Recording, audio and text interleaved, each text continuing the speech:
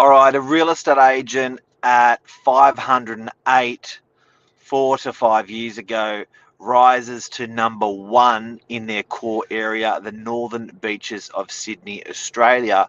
We're going to share the herbs and spices of what's needed to become that agent. Stay tuned.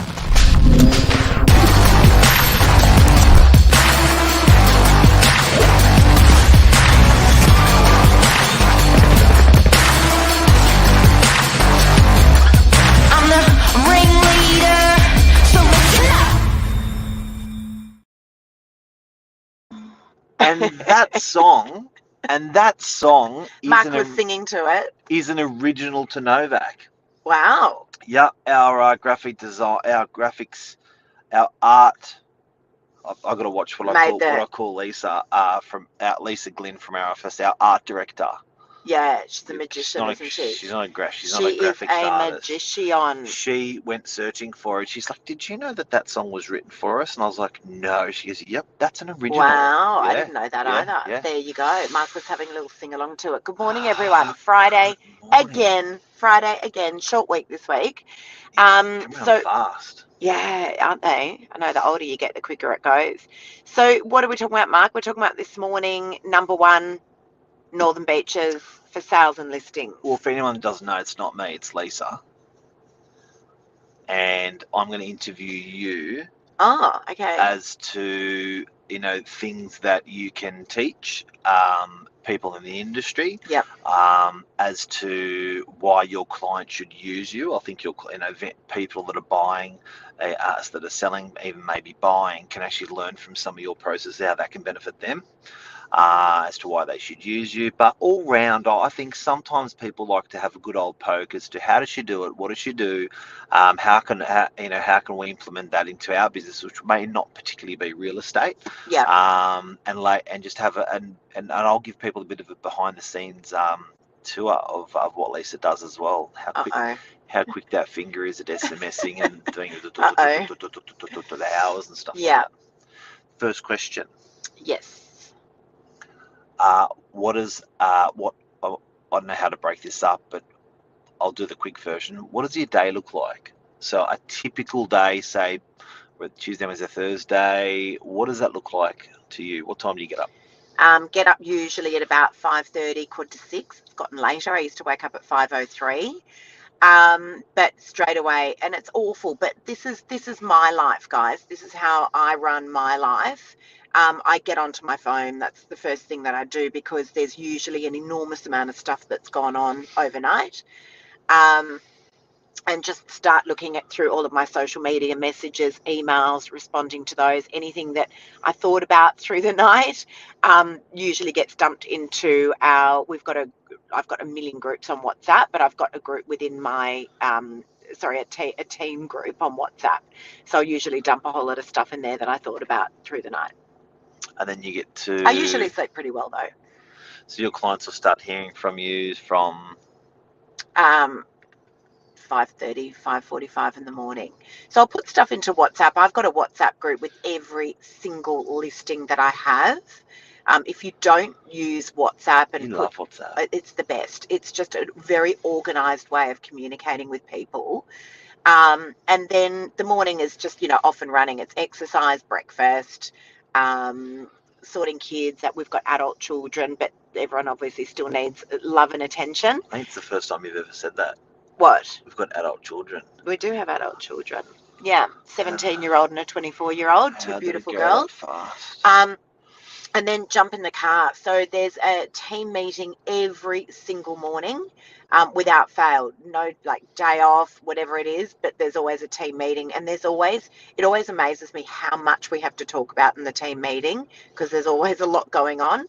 And then it's off and running. Appointments, photo shoots, social media, appraisals. I mean, yesterday, let's just run through what yesterday looked like. Let me bring up my calendar, because this is just what a normal day looks like. So I'll just quickly flash it around there so you guys can see. There's a screenshot of what yesterday looked like. So it was photography. 10 o'clock I had photos in Freshie. 11 o'clock I had to do videos for a North Manly property that's coming on. 12 o'clock I had a appraisal. 1 o'clock I had a vendor meeting. 2 o'clock I had another meeting with a potential amazing listing that I've just gotten word that I'm getting. 3 o'clock was another appraisal. 3:30 was another one. 4 o'clock I had to do a recording for New Zealand, a conference that I'm doing there. 4:30 was another appraisal. Then it was back to the office to catch up, and 7 o'clock was an auction meeting with some clients who were overseas. Home at? I think 9 o'clock. But then we were sitting watching a documentary and I was back on my phone again. Yeah. And just so you know what that looks like. What? Watching at past 8 o'clock, it looks a bit like this on the couch. I don't know about 8 o'clock. Then like out of nowhere, it's like at about 9:30. I usually have a glass of wine too, FYI. At about 9:30, then at about 10, and then it goes.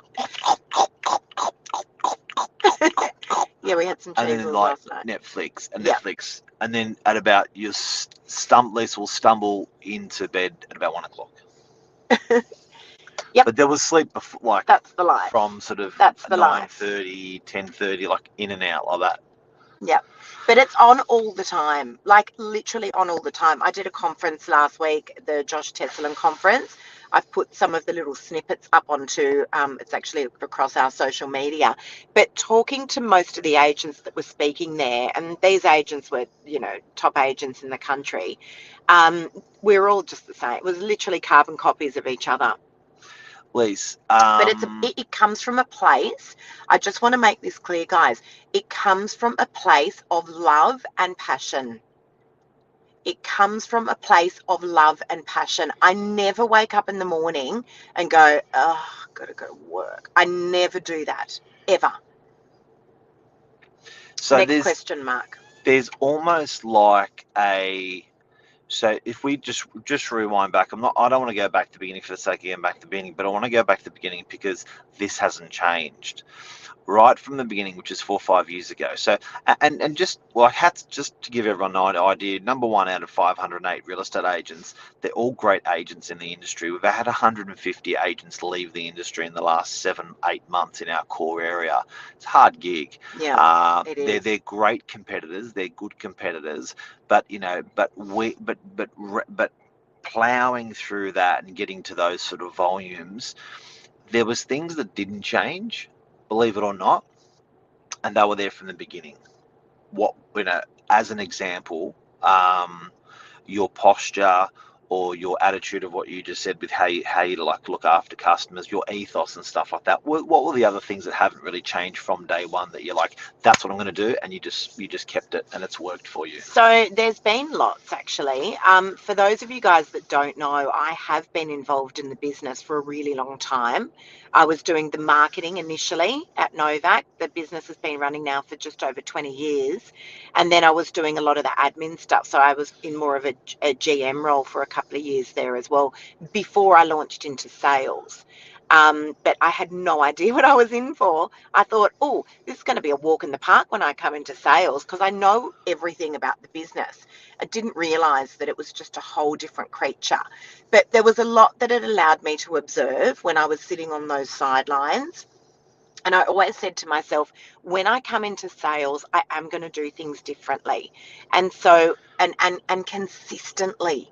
But I always... That consistent trait's a big one of yours. The consistent is a massive trait. Once from 5 years ago, 4 years ago, 3 years ago, nothing. If you pick something up and it worked and you ran with it, and I won't stop. It was friggin' consistent. Yeah, and I just will not stop with it. And social media is the perfect example of that. Yeah.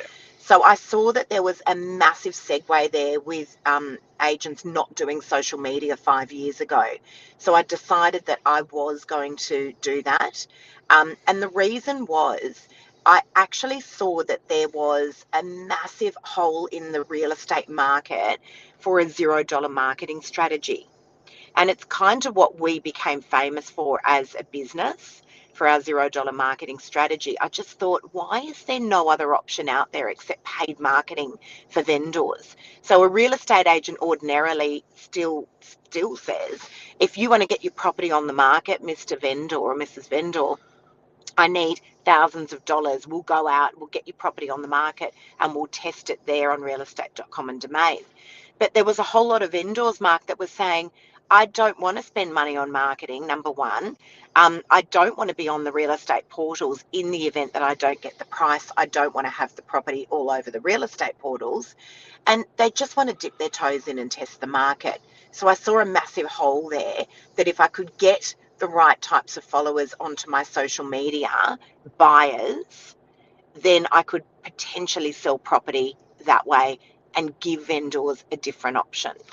And I think as a company, we've always had the ethos of put your money where your mouth is. And I think sometimes that's what clients think as well.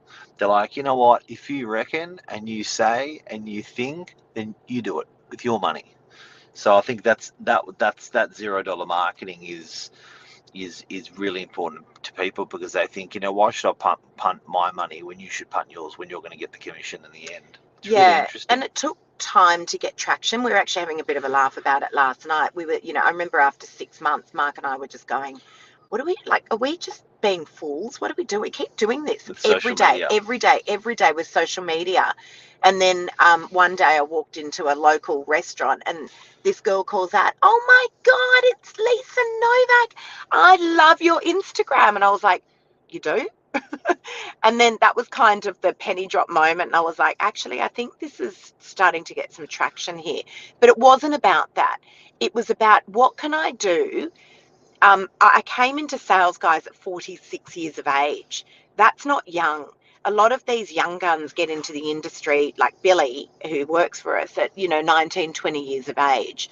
So I figured I've come in late, and if I'm going to be here and I'm going to sacrifice so much of my personal life, then I'm going to actually nail this.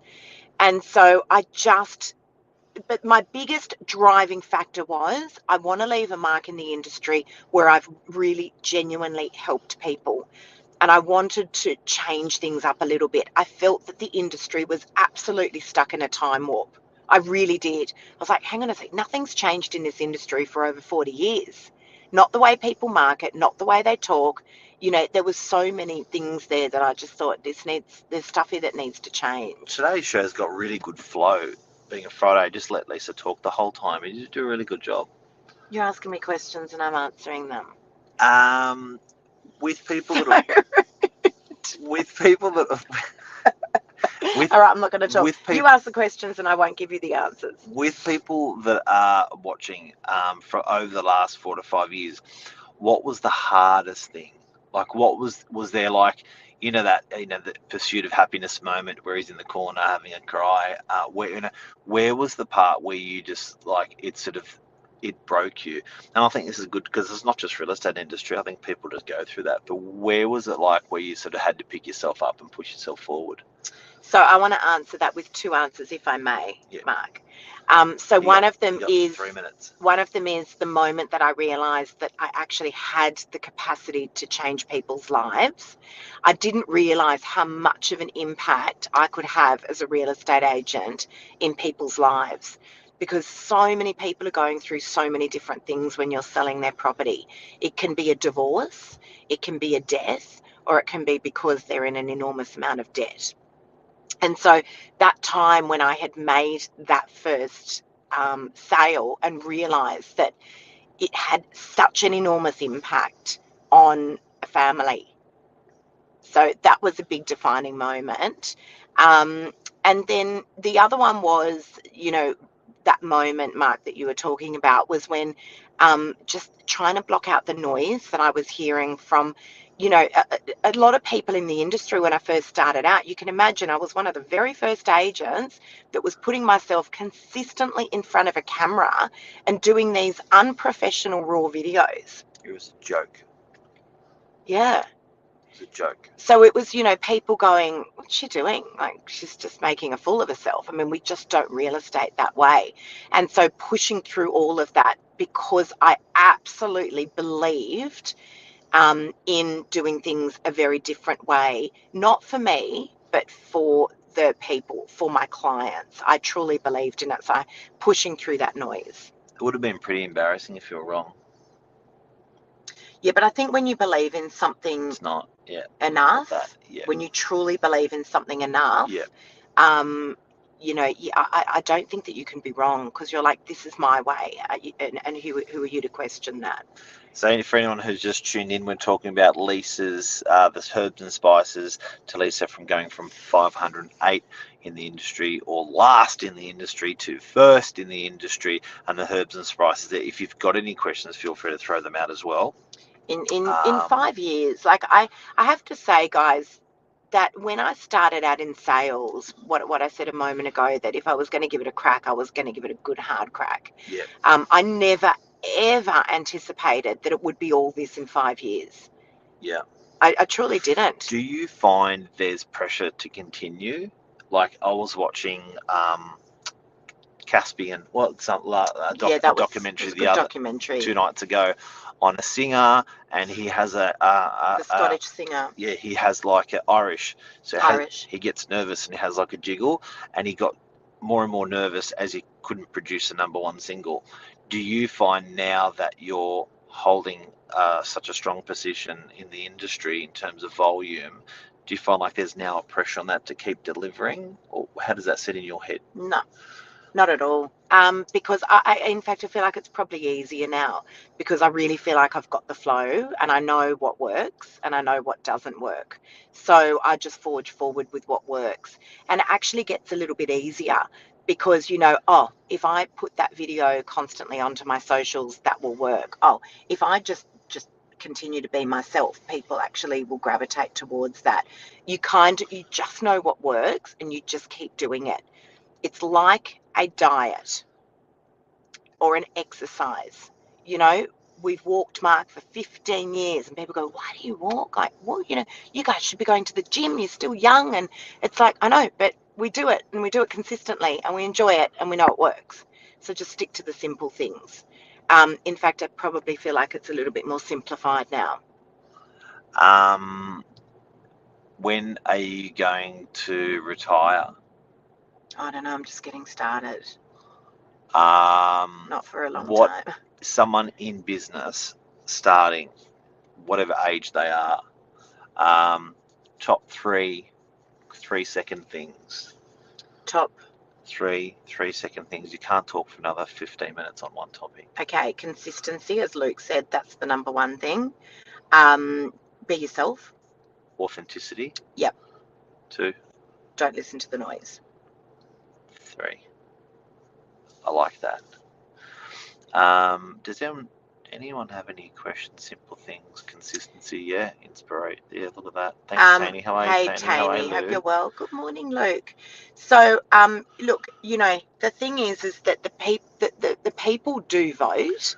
That's it at the end of the day. What I think, and how I do things becomes somewhat irrelevant. I absolutely need to make sure, and I'm always questioning myself. Yeah. Do I still love what I do? I question myself. That is a question I ask every single day. And to answer your question about when I retire, when I ask myself that question and the answer is no longer I love what I do, that's the day it's over. But every day I wake up and I'm going, am I doing what I love? Yes, I am. You know, but as I said, I think that the biggest thing for me, the biggest kick for me, is when I see that I have done something that left a mark on other people's lives. That's the biggest kick for me professionally. I thought I'd get a mention sometime through this. God, it gets really funny. No, you said you left the mark in the left the mark in the industry, and I was hoping, I was waiting for something. Actually, just on that, now that Mark has mentioned the mark word, just on that, I have to say, it is absolutely impossible to do this if you do not have a partner. Even if you forget to mention them the whole way along. No, I was asking the questions in all honesty. But it is partner questions. But it is impossible, guys, because, you know, you can only imagine if you're doing all this stuff on social media and you're working 15 to 17 hours a day, and you've got a partner that's just going, what, you're late for dinner again? And like, what is all this silly stuff that you keep doing? You're always on your phone. If you can't do this. So we are the same level of craziness. We are the same level of workaholics, and we do absolutely both love what we do. But I have a partner that backs me, and that allows me to be able to do everything that I want to do, and vice versa, Mark. You know, when I was at home with the kids when they were little, you would come in the door at 9, 10 o'clock. It's like, that's just what you got to do. And I do think having calling bullshit, it's really important. Something that Lisa would do well is I think as part of doing your volume is if it's bullshit, you'll call bullshit. If it's good, you'll call good, and you'll prioritize it in order consistently.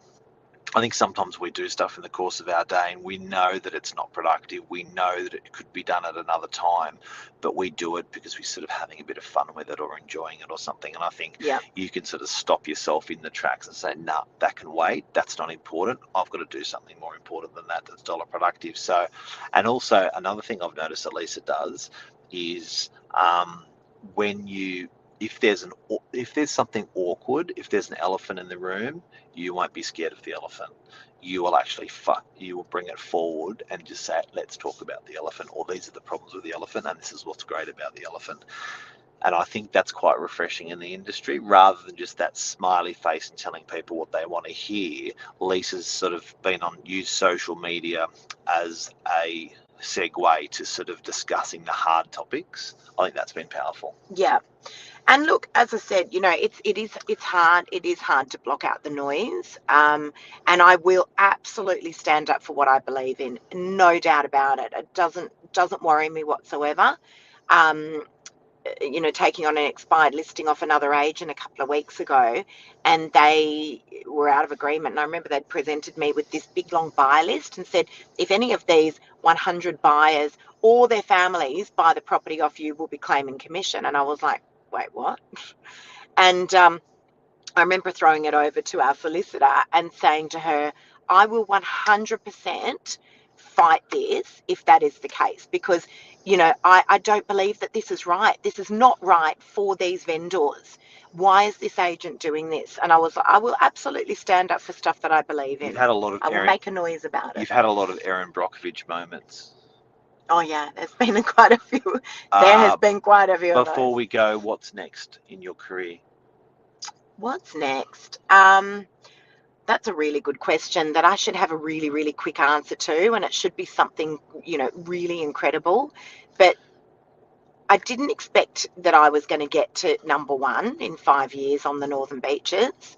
So where do you go from there? And it's not about holding that #1 position. It's actually not even about being #1 for me. It's just, you know, more of the same, continuing to make sure that I do what I love. I don't know, you know, probably just more of the same. I just, you know, genuinely love what I do. I actually really enjoy public speaking now, if you can even believe that. I was petrified of it 2 years ago, and now I really, really enjoy it. Pushing yourself out of your comfort zone. There's that great quote. More of that. More of that. Yeah, I actually love that. Pushing yourself out of your comfort zone. You know, there's that great quote, guys, that says, if you go to the edge, you may just fly. You know, people often think that standing at the edge is a scary thing, because if you look down, you might fall, but if you look up, you might just fly. So I think that sums things up. Always be pushing yourself. You know, where there's that tipping point between fear and being able to fly. And so make sure that you're actually pushing yourself out of your comfort zone. There's a beautiful, beautiful space out there. Can we go out on that? Yeah, do you want to sing to that? Can you say that again? Okay, say that again, and we're going to go out on that walk at the edge part. Go to the edge, because if you do, you may just fly.